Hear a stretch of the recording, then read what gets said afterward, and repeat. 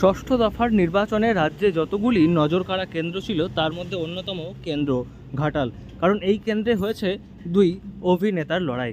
একজন তৃণমূল প্রার্থী দীপক অধিকারী অর্থাৎ দেব এবং অন্যজন বিজেপি প্রার্থী হিরণময় চ্যাটার্জি অর্থাৎ হিরণ। এবং এদিন সমস্ত সংবাদ মাধ্যমের নজর ছিল দীপক অধিকারী অর্থাৎ দেবের দিকে এবং তিনি কিভাবে কাটিয়েছেন ভোটের দিন সেই বিষয়ে নজর ছিল সবার। এদিন নানা ভূমিকায় দেখা গিয়েছে তৃণমূলের তারকা প্রার্থীকে। এদিন তিনি সকাল সকাল বেরিয়ে পড়েন বুথ পরিদর্শনে এবং তারপর কখনো তিনি বাইকে চেপে বুথ পরিদর্শন করেছেন, কখনো টোটোয় চেপে গিয়েছেন বুথ পরিদর্শন করতে। ভারতবর্ষে একটা রাজনীতি তো আছে যে যেখানে জোর জোর করে এই করে করতে হবে, বাট আমি 10 বছর ধরে সবাইকে যথেষ্টভাবে আগলে রেখেছি, সে আমার দল হোক বা অন্য দল হোক বা যে কোনো দল।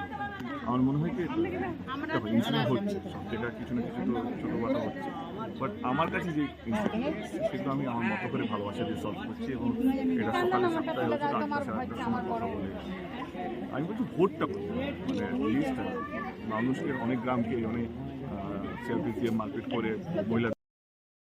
তবে শুধুমাত্র বুথ পরিদর্শন করা নয়, পাশাপাশি তিনি তার সমস্ত ভক্ত অর্থাৎ ভোটারদের আবদারও মিটিয়েছেন।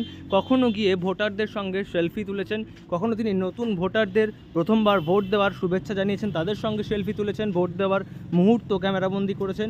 কখনো আবার ভোট দিতে গিয়ে তার বিভিন্ন ভক্তদের সঙ্গে সেলফি তুলে তাদের আবদার মিটিয়েছেন। আবার তিনি ভোট পরিদর্শন করতে গিয়ে ধরা দিয়েছেন অন্য ভূমিকায়। বুথ পরিদর্শন করতে যাওয়ার সময় তিনি দেখতে পান বিশেষভাবে সক্ষম এক ভোটারকে এবং তিনি বিশেষভাবে সক্ষম হওয়া সত্ত্বেও বুথে এসে যেভাবে ভোট দিতে এসেছিলেন তা দেখে খুশি হন দেব এবং সবাইকেই ভোট দেওয়ার জন্য আবেদন জানান। জনপ্রতিনিধিকে তো প্রথম নিয়মটা মানে আমি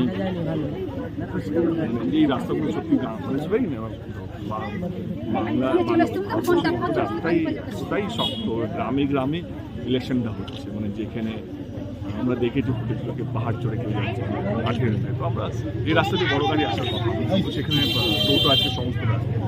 আমার বাইকটা তো মানে আমরা জোগাড় করলাম, ইট ওয়াজ নট প্ল্যানকে বাইক, তো সবারই বাইক পেল এবং আমি ওই নিয়মটা ভেঙে যেতাম আজকের দিনে যে হেলমেট ছাড়া আমি যাবো, কারণ আমি তাহলে কী সেট করছি জনপ্রতিনিধি যদি।